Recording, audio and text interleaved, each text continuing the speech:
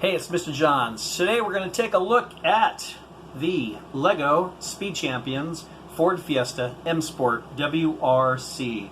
This is a rally car, 6 studs wide. It's got a driver inside and looks like a cool little car. So let's check it out.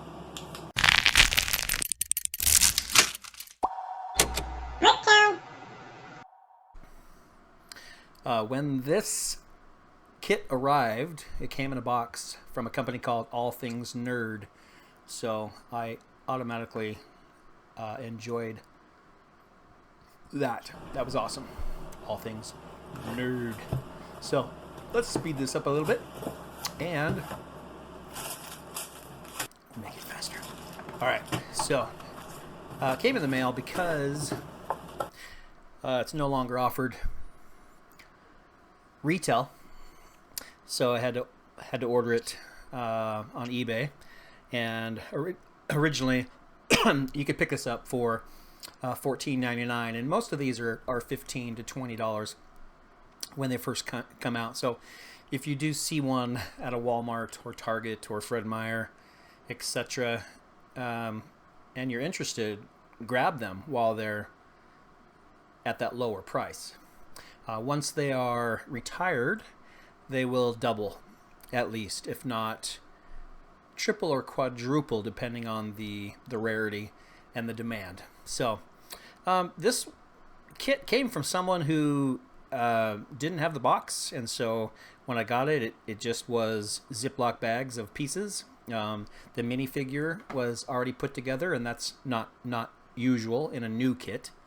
So, and I don't remember the price I got this for, but I know the reason I bought it was because it was one of the cheapest retired Speed Champions cars on eBay.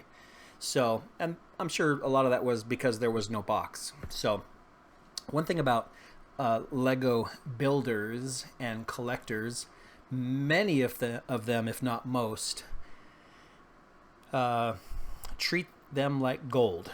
So they won't throw away the instruction booklet. They won't throw away the box. In fact, it's frowned upon to fold the box flat and store it that way. It's best to keep it original. So there are some Lego people out there. I'm not one of them. There are some Lego people out there who have garages or spare bedrooms full of empty Lego boxes.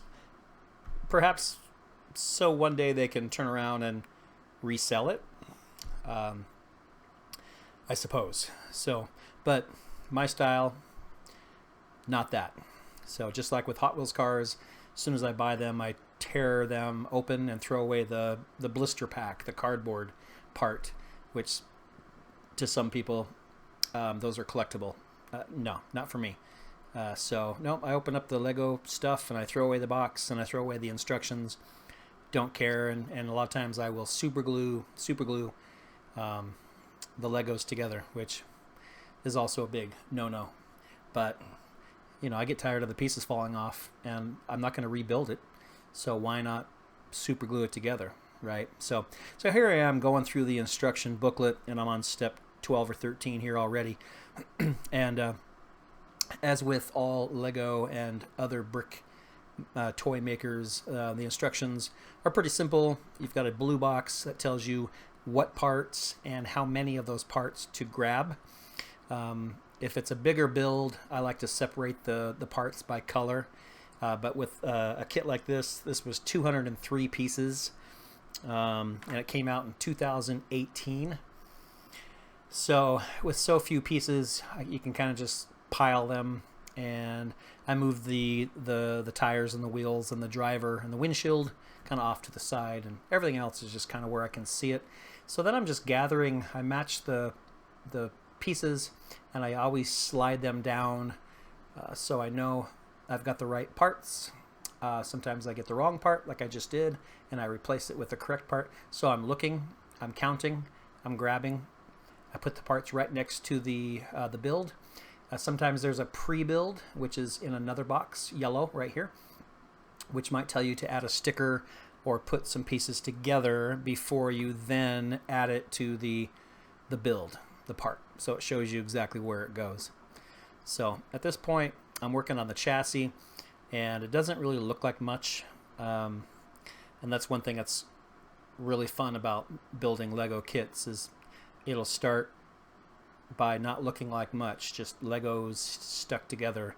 And I mean, some of the bigger kits that have 3, 4, 5,000, 6,000 pieces, you know, they're amazing. But even the small pieces like this, all small kits, 203 pieces, you know it's going to be a car when you're done. But as you're putting on the pieces, you're not really sure what's what, and sometimes what's an engine part, what's a chassis part, things like that. So one thing that you need to be aware of if you're building any kind of race car, a Speed Champions car is typically a race car, there will be a lot of stickers. And I noticed that when I opened this up, there were a few pieces that already had stickers on them, which is a sign that it was used. But what's confusing about this kit was that I don't think it was built and then taken back apart. For example, the wheel covers here and this little baggie, it's not a Ziploc baggie, they have never been opened. But all the other parts were in Ziploc bags, not the original bags. But had it been built entirely, the stickers would have been on all the pieces. And at this point, I didn't see that many stickers, so I was a little bit confused, but you'll see they show up later, and only a few of them had been used.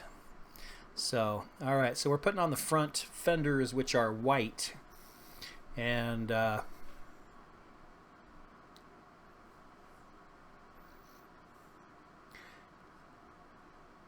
adding to the chassis inside the fenders.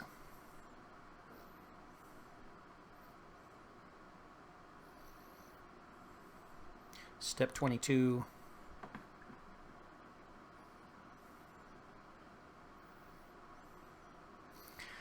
And you can see me sometimes looking frantically for the right piece in my group of my pile of parts. Adding some yellow.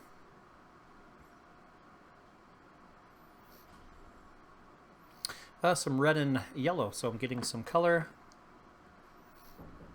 to the build right there. Most of this car is black and white, so not a lot of color. So when you get the reds and the yellows, that's kind of fun. All right, so we are creating this this part that as you build it, you're not really sure what it's going to be. You just know what it needs to look like. So, and a lot of times I will physically grab the part and put it on the instruction booklet and orient it so it's sitting exactly, just like when I build a model car, a plastic model car. You want to match what you're building to the instructions as closely as possible. All right, so anytime you, this one, here's a part that already had a sticker on it. So, and that's going to go over the top. Anytime you see this piece, I've seen it before, lots of cars and other builds. It's usually a bumper because it makes a nice little arch. So sure enough, that's the front bumper, which has a sponsor decal. And there we go. Look what I found inside the booklet. The sticker sheet missing only, I think, one, which is that piece that we just had on the bumper, which is odd. But if I spent 25 bucks on this and it was 15 or 20 new originally in 2018, I got a pretty good deal.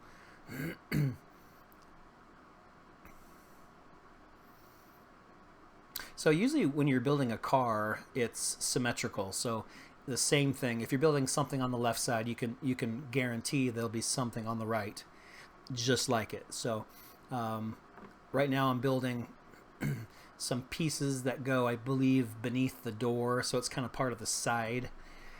Trying to find the right sticker, and so it'll give you the number of the sticker, and so you kind of have to find it, peel it off. And the thing about stickers, you know, these are good quality stickers, and so you don't want to put them on and have to pull them off and put them on and pull them off. So what I try to do is put them on the very, very tip of my finger and then lay them gently in place. And before I press down or let go, I make sure that it's in the right place. And I'm not so picky it's got to be perfect, but I want them to be close.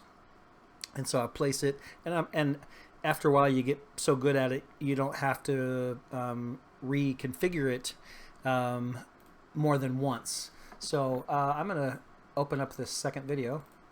Unfortunately, while I was filming the video, open up. There we go. Unfortunately, when I was filming the video, I had to pause it and run my son to work. So came back, put the phone back in place, and I think I flipped the phone in a different direction, because now we're looking at the table in a completely different way over my left shoulder, which I like better. So so anyway, the stickers, you after a while you just kind of get the feel for how to lay them in place, and I only peel them off if I really mess up. If they're a little bit crooked, I'm not that concerned. I'm not going to really spend much time staring at them longingly, anytime in the near future. So as long as they're pretty close, good enough, put them on, press them down. So there's a lot of stickers, and like I mentioned with Speed Champions kits, that's a pretty full sticker sheet. So for it to look like a professional racing rally car, it's got to have sponsors all over it, right? So now you can kind of see what the instruction booklet looks like from my perspective, just a little bit. So I've been struggling with top-down videos quite a bit with anything that I do excuse me, at this table, because I just have a normal tripod, and I do have a phone mount, but to make it look like it's from my perspective like this, it's got to be between my legs, like right in front of me, which I bump into all the time, or over my shoulder, which is if I roll my chair back or turn, I bump into it. So in this case, I think I got kind of lucky with where I've got it, because I don't think I bump it, hopefully. But I did order a new tripod that it's made for sitting on the table, and it goes out and down. So we'll see when it gets here, if that's going to be any better. So starting to look like a car for sure. We've got the front fenders, and looks like we got the back fenders on as well at this point. The back fenders are black, front fenders are white, and we're simply just adding pieces and parts. And I don't think I can speed this up any more. Playback speed faster. Maybe. There we go. I wish I could build all my Lego kits this fast. So let's see if we can make it go faster. Playback speed faster. I don't know if that's faster or not, but I'm moving pretty quick. So there's a lot of pieces left here, so I might be only halfway through. Well, I'm more than halfway through. If there's 203 pieces, there's not 100 pieces left, I don't think, although it looks close. So we are working on the engine block here, and when you see the icon of two arrows chasing each other, that means rotate. So some of the software programs that I use in my classes, they have the same or similar icon that means rotate. So I think that's kind of a universal symbol. Rotate the piece. It does help to keep the build facing the same direction as the booklet.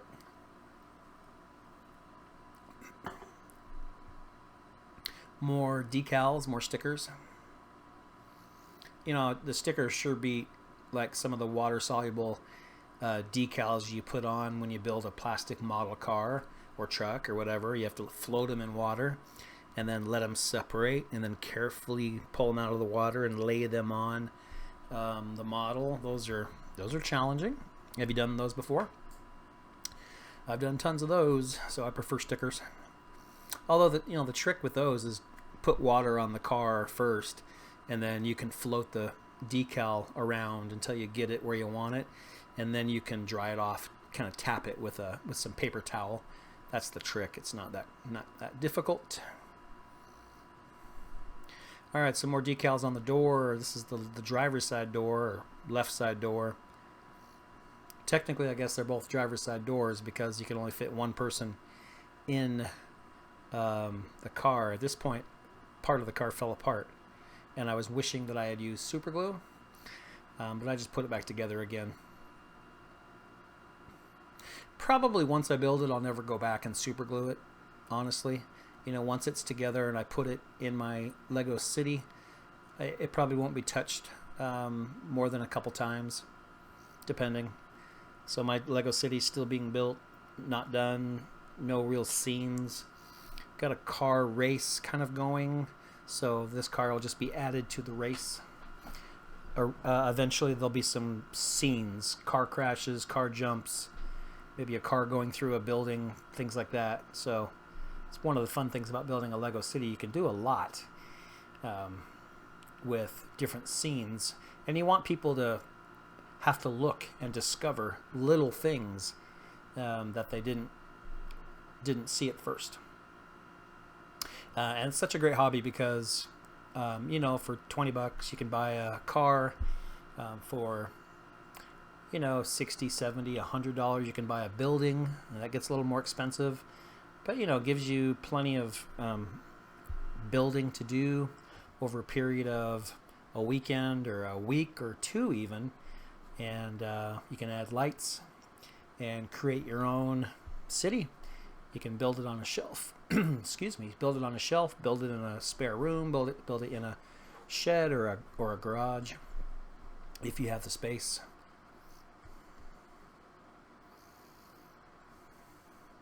I like, as I'm building, I like seeing the parts disappear as the parts pile gets smaller and the sticker sheet gets more empty.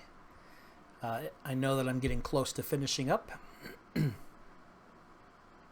So this looks like the rear bumper. So it's the right shape for a bumper, sure enough. And the back end of this Ford Fiesta has like a single exhaust coming out the middle and then a bumper underneath of it. Or above it. Probably above it. More stickers. All right, so I'm gathering my pieces here, building some of the back end, kind of the trunk area behind the driver.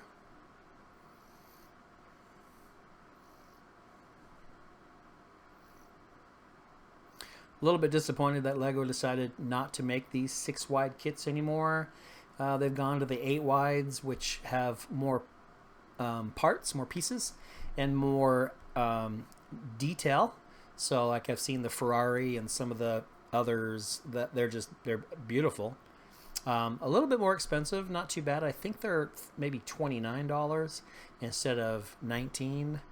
You can fit 2 minifigs in the inside like a real car, right? So that's kind of why they did that. I already started with the 6-wide. I love the size. They look good in the city. I think both would be fine, but I don't want to mix the different sizes. So if I ever run out of these to build, maybe I'll build the others just because I love cars and love Legos.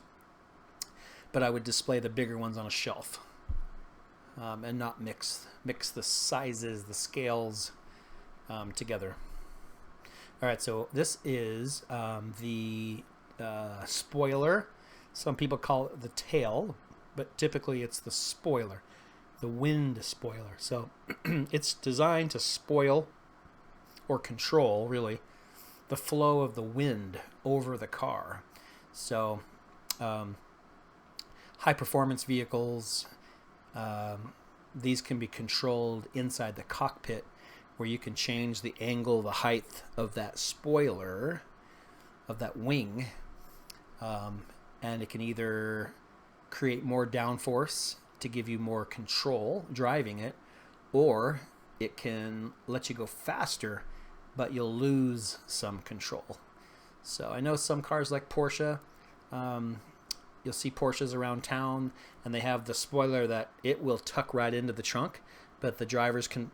I don't even think they push a button on those. Once they hit a certain speed, I think those spoilers pop out and adjust automatically. So they do some cool stuff. So I have not been able to afford a car that has a spoiler like that. Would love to.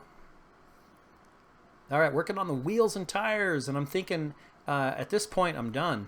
And I'm going to pause it because at this point I can't talk as fast as I'm moving in the video. But when you buy these kits, there are two choices of wheels. And technically these are hubcaps, right? But they're supposed to look like real wheels. Now hubcap just covers, right? But a wheel is the solid piece. So, but Lego lets you choose which style you like. I always like the 5-point wheels, not the all the spokes. Now, if it was a lowrider like a Chevy Impala, the spokes would look great. But on a race car, you want the wheels. And as I was putting these in, I realized I could spray paint those to make them really pop. And I probably should have, because the inside of the wheel is white and the spokes are white. And so they kind of blend together. So I didn't and won't, but it's a good idea. It's a good idea. You could either, I mean, they're hubcaps, so I could have put those outside and just spray painted them some bright color. Anything would look good, probably. I mean, you wouldn't want to go like red or pink, but black or gold, silver would look good. Silver would probably look best because that's like a normal wheel color. So, all right, what I discovered that these extra parts weren't extra parts. Usually Lego will give you 2, 3, 4 extra little pieces, but when I turned the page, there's more. I'm like, what is this? Because the car's done. So I actually didn't know what this was. I kind of looked at it and realized it's an extra. I'm like looking for instructions for it. Like, what is it? And then I looked at the picture on the front of, there it is, it's done. Looked at the picture at the front of the instructions and noticed that the hood comes with an optional hood. So the kit comes with an optional hood. So the part that I built at the very end was like a hood with LED lights. So it's for night racing, night rally racing. So you could switch out the hood. I'm not going to do that. I just went with whichever one looked cooler. And honestly, I'll go here to the very end. I don't know if you can really tell, but I don't really hold it up. I think I just lay it sideways here. But yeah, you can't really tell. But the hood just looks great as it is. It's just a normal slope and doesn't have this big boxy thing on it. See if I can find a picture right on the front. You can't really see it. It almost looks like an air intake, like on a Dodge Challenger or Charger. It's not. It's just LED lights on the hood. I think it looks dumb. So I'm going to throw that in my parts box and keep the car just as it is. I hope you get the chance to build this kit. Super fun, really easy. Took about 30 to 45 minutes and well worth the time. And another one for my collection. I'll talk to you soon.